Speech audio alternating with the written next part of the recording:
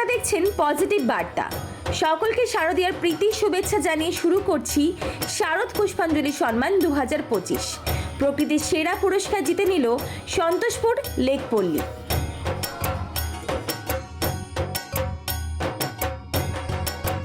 দু বছর শারদ পুষ্পাঞ্জলির পুরস্কার জিতে নিয়ে খুবই ভালো লাগছে। নেক্সট ইয়ার আরও বেটার করবো যাতে হ্যাট্রিকটা হয়।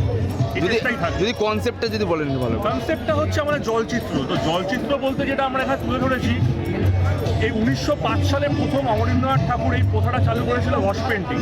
পরবর্তীকালে নন্দলাল বসু, অসিত কুমার হালদার এনারা গভর্নমেন্ট আর্ট স্কুলে এই প্রথাটা ক্যারি করে এবং আজকালকার দিনে আমরা দেখতে পাচ্ছি লাস্ট কিছু বছর ধরে এই ওয়াশ পেন্টিং প্রথাটা হারিয়ে যাচ্ছে।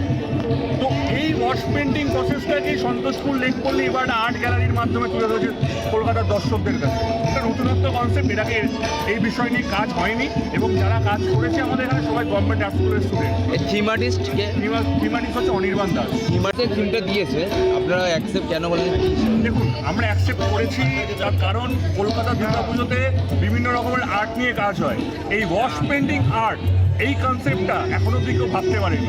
অনির্বাণ ভেবেছে, যখনই প্রথম আমাদেরকে বলেছিল আমরা একবারে এটা রূপে নিয়েছি এবং মানুষের ফিডব্যাক অসামান্য, খুব ভালো।